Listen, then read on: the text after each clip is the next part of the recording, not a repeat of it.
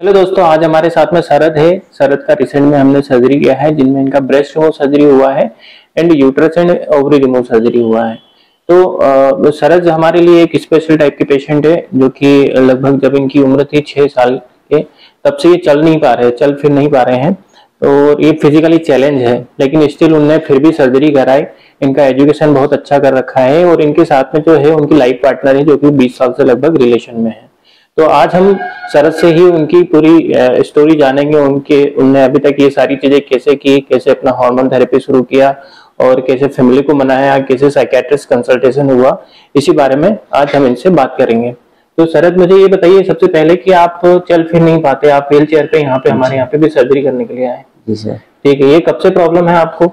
ये मुझे 6 साल की उम्र से जब आप 6 साल के थे तब से आपको मतलब ये प्रॉब्लम है? आपको क्या वजह से मतलब कि मुझे तेज फीवर था और गांव में कोई ऐसे विशेष जानकारी डॉक्टर को थी नहीं, तो उन्होंने मुझे इंजेक्शन दे दिया, जिस वजह से पैरालिसिस अटैक हो गया। उस समय पता भी नहीं चला, बाद में पता चल पाया कि इस तरीके से अटैक हो गया। ओके, ठीक है। तो ये जैसे आपको उस दौरान गांव में रहते थे, इस वजह से सही ट्रीटमेंट नहीं मिल पाया, इस वजह से आप चल नहीं पा रहे हैं। जी ठीक है। तो जैसे अब ये तो चलो ठीक है, आपका बचपन से है, लेकिन ये जेंडर चेंज सर्जरी करना है या फीमेल से मेल होना, आपको मेल बनना, ये आपको कब से महसूस हो रहा था, या फिर ऐसा आपको खुद को कब पता चला? कुछ ऐसे 10-12 साल की उम्र थी, जब जैसे बच्चा समझने लगता है खुद को, तो उस समय मुझे थोड़ा अलग सा फील होता था। बाकी लोगों की तरह फील नहीं होता था। ऐसा लगता था कि I am different from others, और मेरा ज्यादातर बॉयज चीजों में ही इंटरेस्ट रहता था। ये कौन सी उम्र में आपको ऐसा पता चलने लगा? ये कुछ 14-15 में तो काफी क्लियर होने लगा। 10वीं के हाँ, 10 से शुरू हुआ, 14-15 में एकदम क्लियर हो गया था कि मुझे ऐसा मतलब फीमेल की तरह फील नहीं होता है। ओके, आपका अट्रैक्शन जो है फीमेल की तरह है, ना कि मेल की तरह? ना कि मेल की। ठीक है। और घर वालों को आपने कब बताया? घर वालों को तो सर ऐसे कुछ लगता था कि हमेशा इस तरीके से रहते हैं। एक रीजन और था मेरे घर में कि एक और लड़के की चाहत में हमेशा हमें लड़के की तरह ही रखा गया। अच्छा। तो उन लोगों को कोई विशेष वो नहीं लगता था कि कोई बड़ी बात है। जो भी पहनना, मेरा जो भी कपड़ा, मेरा हेयर स्टाइल सब बचपन से ऐसा ही है। अच्छा। हाँ, तो ये तो चलो ठीक है, बचपन से उन्होंने देखा होगा, लेकिन आपने खुद कब बताया उनको? खुद तो माताजी को मैंने अभी जल्द में बताया, पिताजी तो है नहीं। अच्छा। हाँ, तो काफी लेट बताया जाके, अभी कुछ 2-3 साल पहले। 2-3 साल पहले आपने बताया कि मुझे ऐसा प्रॉब्लम है। हाँ। ओके।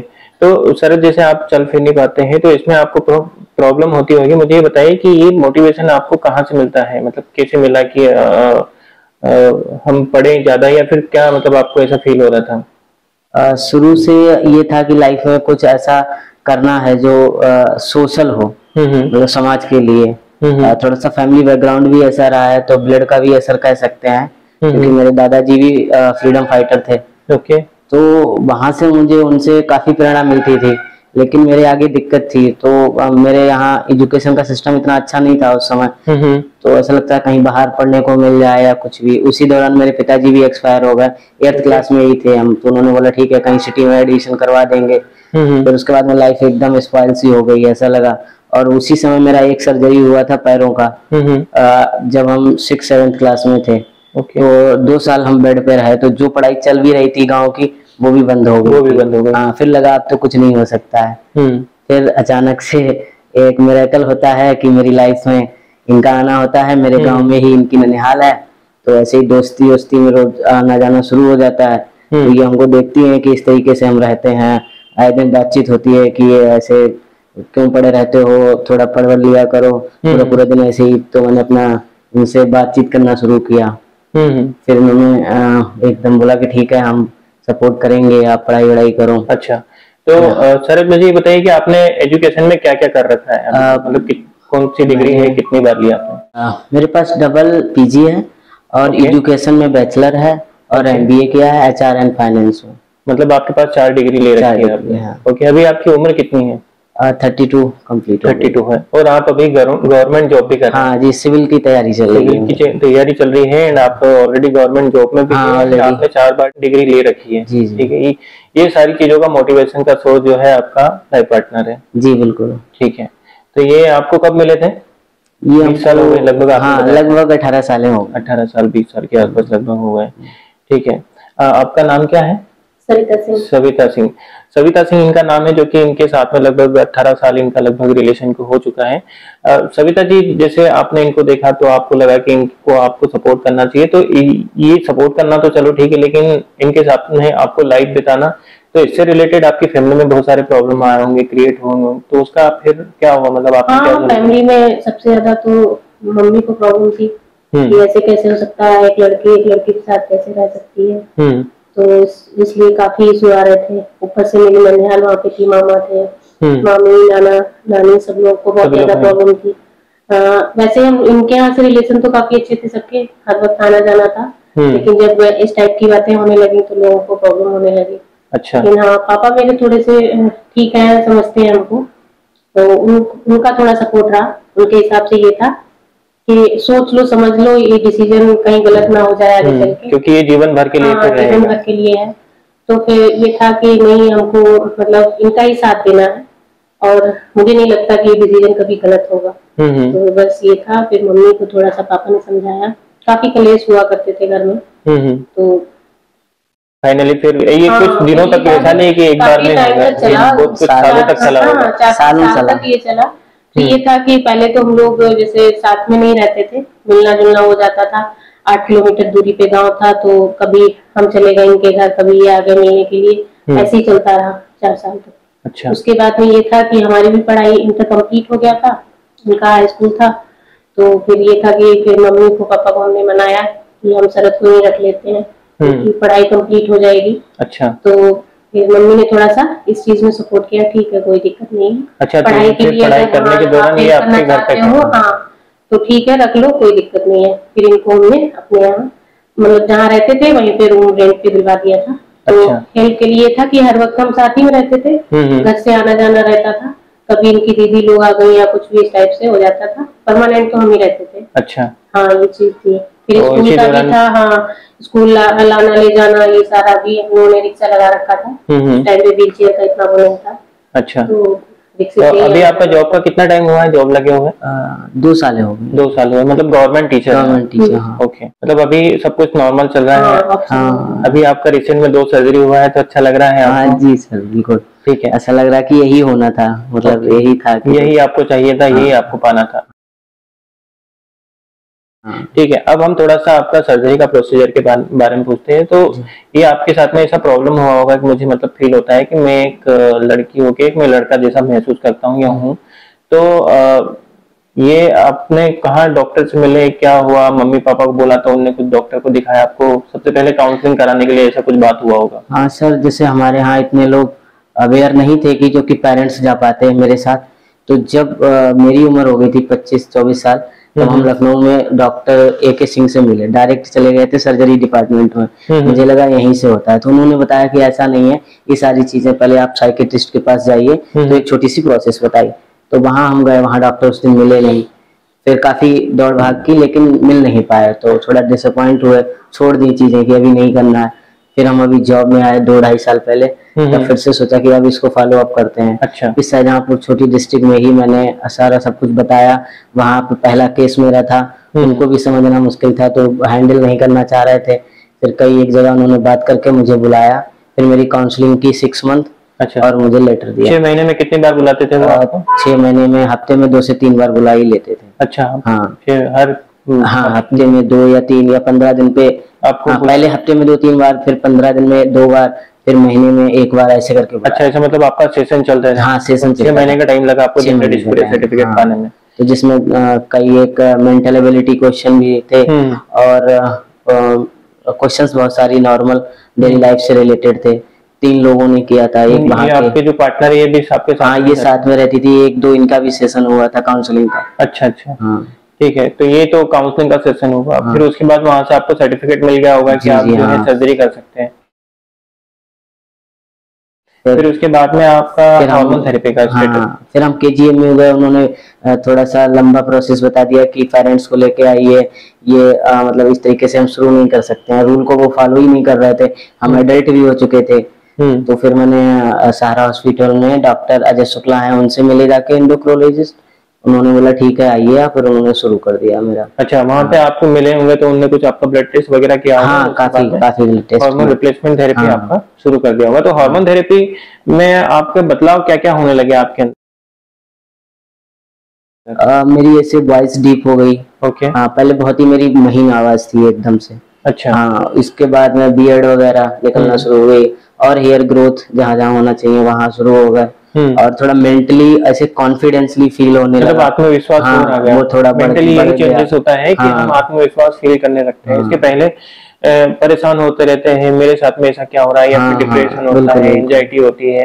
लेकिन जैसे ही वो टेस्टोस्टेरोन के इंजेक्शन आप लेना स्टार्ट करते हैं तो आपको जो है कॉन्फिडेंस फील होने लगता है। ठीक है, ये सारे चेंजेस आपने इनके अंदर देखे, अपने आंखों के सामने सब कुछ है, ये सारी चीजें हुई। ठीक है, तो हार्मोन थेरेपी कितने टाइम लिया आपने? 1 ईयर ली। 1 साल आपने हार्मोन थेरेपी लिया। फिर उसके बाद में अभी कुछ दिन पहले आप डॉक्टर से मिलने के लिए आए थे हमारे यहाँ पे सर्जरी करने के लिए। अभी रिसेंट में आपका सर्जरी हो चुका है, जिसमें हम आपका ब्रेस्ट रिमूव किया है, यूट्रस ओवरी रिमूव किया है। तो जब सर्जरी करते हैं हम, तो सबसे पहले पेशेंट को हम बेहोश कर देते, तो आपको उस दौरान कुछ पता चला कि दर्द हो रहा है या फिर कुछ ऐसा? नहीं सर, अच्छे से बात कर रहे थे, बात के दौरान कुछ फिर बाद में नहीं पता चला। अच्छा, मतलब जैसे आपको बेड पे लेटाते हैं, बेड पे लेटाला इतना पता चला। हाँ, फिर हम ऐसे कुछ चीजें पूछ ही रहे थे, उसके बाद में हमें कुछ जैसे इंजेक्शन लगता है आपको, जो एनेस्थीसिया का होता है, उसके बाद बेहोश हो जाते हैं, उसके बाद का कुछ आइडिया नहीं। फिर आप लगभग सुबह सर्जरी होती है, शाम तक आपको होश में आया होगा। जी हाँ। ठीक है, और अभी तो आई थिंक आपको 2 दिन कंप्लीट हो चुके हैं। अब वैसा ही लग रहा है जैसे आप सर्जरी करने से पहले यहाँ पे आए थे? हाँ, लगभग वही लग रहा है। थोड़ा सा मूवमेंट को लेके है तो थोड़ा सा कॉम्प्लिकेशंस रहते हैं, बाकी एकदम ठीक फील हो रहा है। ठीक लग रहा है। ठीक है, आप शादी कब करने वाले हैं दोनों? अब यहाँ से जाने के बाद जल्दी करेंगे। ठीक है। तो गाइस, मैं बताना चाहूंगा कि जो शरद है, ये तो इनकी लाइफ में बहुत ज्यादा ही चैलेंज आए हैं। फिजिकली ये चल फिर नहीं पाते, उसके बावजूद भी सभी लोगों का एक प्रॉब्लम होता है कि वो सोचते हैं कि फाइनेंशियल इशू है, हमें प्रॉब्लम हो रही है, घर वाले सपोर्ट नहीं करते हैं या फिर फ्रेंड सपोर्ट नहीं करते हैं, किसी डॉक्टर के पास जाओ तो सही से प्रॉपर चीजें नहीं हो पाती है। ये सारी चीजें इनकी लाइफ में भी हुआ है, लेकिन सिर्फ इनको एक ही चीज ने फायदा दिया है, इनका एजुकेशन ने। सभी लोग जो ऐसे मेल से फीमेल होना चाहते हैं या फीमेल से मेल होना चाहते हैं, अगर वो ये सारी समस्या का छुटकारा चाहते हैं तो सबसे पहले उनका एजुकेशन कंप्लीट करना बेहद जरूरी है। क्योंकि अगर एजुकेशन कंप्लीट होता है तो ही वो फिर जॉब पाते हैं, और जॉब पाने के बाद में फिर जैसे ही व्यक्ति कोई सेल्फ इंडिपेंडेंट होता है, उसके लिए सारी चीजें आसान हो जाती है। क्योंकि फाइनेंशियल प्रॉब्लम ही सबसे बड़ी प्रॉब्लम होती है, और अगर किसी के पास जॉब रहती है तो व्यक्ति आत्मविश्वास भी रहता है। इसके पहले भी कुछ लोगों को अगर जैसे जॉब भी है, फिर इसके अलावा भी प्रॉब्लम अगर मेंटली हो रही है, तो सर्जरी करना एक बात का प्रोसीजर है। लेकिन सबसे पहले वो व्यक्ति, अगर ऐसा प्रॉब्लम हो रहा है, तो हम सबसे पहले साइकियाट्रिस्ट डॉक्टर से मिलकर अपनी काउंसलिंग करा ले, और काउंसलिंग करने के बाद में सर्जरी करना है या नहीं करना है ये बाद में सोच सकते हैं। लेकिन एटलीस्ट हार्मोन रिप्लेसमेंट थेरेपी चालू करें, तो उससे जो उनकी मेंटल कंडीशन हो जो भी रहती है वो इम्प्रूव होने लगे, वो एक स्टेबल मोड में आ जाए। उसके बाद में फिर वो आराम से सोचे जॉब पाने के लिए या फिर एजुकेशन कंप्लीट करने के बारे में सोचे। और उसके बाद में जैसे उनका एजुकेशन या डिग्री कंप्लीट हो जाता है, जॉब मिल जाता है, तो फिर उसके लिए जो है सर्जरी करना बहुत आसान हो जाता है।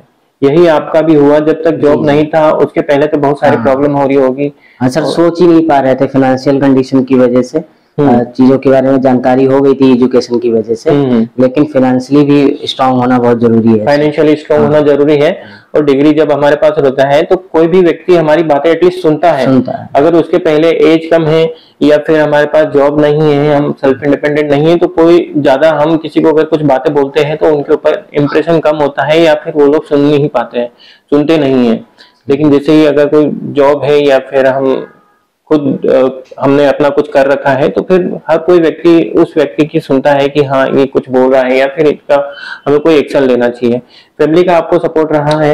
हाँ सर, फैमिली का सपोर्ट इसमें रहा कि ठीक है आप कराइए। अच्छा। बाकी फाइनेंशियली सब शुरू से पिताजी के नाम होने के बाद हम मेरे हिसाब से जो आपका ये जो प्रॉब्लम है, इसका सॉल्यूशन सिर्फ आपका जॉब है। जी, जॉब है, फाइनेंशियल इंडिपेंडेंट, और दूसरा आपका पार्टनर है। ठीक है शरद, आप और कुछ बताना चाहेंगे जिन लोगों को सर्जरी करना है उनके लिए? पहले तो सर हम ये कहना चाहेंगे कि सुमित सर जो यहाँ पे डॉक्टर हैं जिन्होंने मेरी सर्जरी की है, उनसे हम लखनऊ में मिले थे, बहुत अच्छे से मुझे उन्होंने समझाया। और जेनिथ क्लिनिक के बारे में मैंने यूट्यूब पे तमाम वीडियो देखी और सब रिजल्ट मैंने उसका पिछले 3-4 सालों से हम फॉलो अप कर रहे हैं। और जो हमारे साथ में सर बैठे हुए हैं, 1 साल से इनके साथ मेरी बात हो रही है, तो हमेशा इन्होंने मुझे जो भी चीज़ की ज़रूरत पड़ती है सजेस्ट करते रहे किसके बाद क्या करना है। तो ये सपोर्ट बहुत अच्छा रहा मेरे लिए पूरे 2 साल के ड्यूरेशन में। और यहाँ का स्टाफ और पूरा जेनिथ क्लिनिक काफ़ी सब बहुत सपोर्टिव, बहुत अच्छा है। और बाकी लोगों के लिए हम सिर्फ इतना ही कहना चाहेंगे कि जेंडर चेंज कराना कोई किसी के लिए ना कराए, कि ऐसे पार्टनर के लिए करा रहे हैं या फिर कोई और कारण है जिस वजह से कराए। जब तक इंटरनली फील ना हो और खुद में स्ट्रांग ना बन जाओ। ये डिसीजन ऐसा नहीं है कि आपने 14-15 साल की उम्र में भी ले लिया, या तो फिर पेरेंट्स साथ दे रहे हो। अगर पेरेंट्स साथ ना दे रहे हो तो जब तक खुद डिपेंड ना हो जाए ये डिसीजन ना लें। उसके बाद ही आप सेल्फ इंडिपेंडेंट हो जाए, उसके बाद में आपके लिए सारी चीजें आसान इजी हो जाएंगी, वरना बहुत ज्यादा डिप्रेशन में चले जाएंगे और चीजें कॉम्प्लिकेटेड हो जाएंगी। और दूसरा आप जो पॉइंट इन्हें बताया मेन, मैक्सिमम लोग रिलेशन में होते हैं, कोई गर्लफ्रेंड होती है या फिर शादी करने वाले होते हैं, तो वो मतलब उनकी गर्लफ्रेंड के लिए कई बार सोचता है कि इनके लिए हम शादी करें या सर्जरी कराएं, लेकिन ऐसा नहीं करना चाहिए। जो सर्जरी होती है ये खुद के लिए होती है, ना किसी कोई मेल या फिर किसी फीमेल के लिए होती है। ये सर्जरी खुद के लिए कराएं, या फिर आपको मतलब कैसा महसूस हो रहा है। कई बार ऐसा होता है कि हमारे पास पेशेंट जो है वो कांटेक्ट करते हैं कि सर हमने इनके लिए सर्जरी कराया, लेकिन वो अब हमारी लाइफ में नहीं है। तो हम यही आपको सजेस्ट करेंगे कि आप ये सर्जरी खुद के लिए कराएं, ना कि किसी पार्टनर के लिए कराएं। जी, शरद ने भी जो सर्जरी है इनके खुद के लिए कराई है, इनके पार्टनर तो मतलब जो जेंडर डिस्फोरिया की प्रॉब्लम इनको पहले से थी, ये पार्टनर तो बाद में मिलते हैं। अगर किसी को जेंडर डिस्फोरिया की प्रॉब्लम है तो वो लोग फिर सर्जरी ही कराते हैं। और 18 सालों में इन्होंने कभी भी इनकी ऐसी रिक्वायरमेंट नहीं रही, और अभी भी इनका ये डिसीजन था कि हमें ऐसी कोई ज़रूरत नहीं है, आप जैसे कंफर्टेबल रहें, कोई नहीं ऐसा है कि इतना कॉम्प्लिकेशन आप लाइफ में लें और जेंडर चेंज कराएं। हम तो वैसे भी साथ में हैं और ऐसे भी साथ में हैं, और हम वैसे भी शादी करने के लिए तैयार हैं। तो फिर मैंने कहा नहीं कि मुझे ही कंफर्टेबल फील नहीं हो रहा है, इस वजह से मुझे करानी। ठीक है।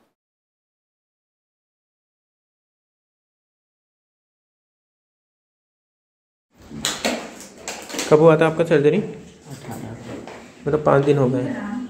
अच्छा, ठीक है। तो अभी कैसा लग रहा है आपको? ठीक लग रहा है। कोई दिक्कत तो नहीं? आपका दोनों सर्जरी साथ में हुआ था, जिसमें ब्रेस्ट रिमूव करना और यूट्रस ओवरी रिमूव करना हुआ था। अच्छा, अभी 2-3 दिन से आप हॉस्पिटल में ही एडमिट थे। जी। अभी कोई दिक्कत तो नहीं हो रही है? पेन तो नहीं हो रहा है आपको? सर थोड़ा बहुत पेन हो रहा है, माइनर से मतलब पता चलता है कि हाँ सर्जरी में ज़्यादा तो ऐसा तो नहीं कि डिस्कम्फर्ट होता है? नहीं ऐसा कुछ नहीं। अच्छा, आपका uterus ovary and breast remove surgery दोनों साथ में क्या है ना? जी सर।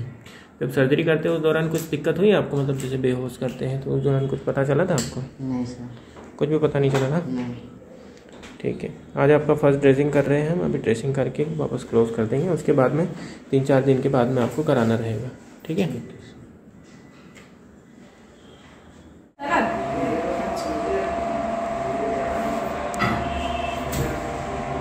शरद कैसा लग रहा है अब आपको? बेटर लग रहा है। सर्जरी हो गई, लड़की से लड़का बन गया।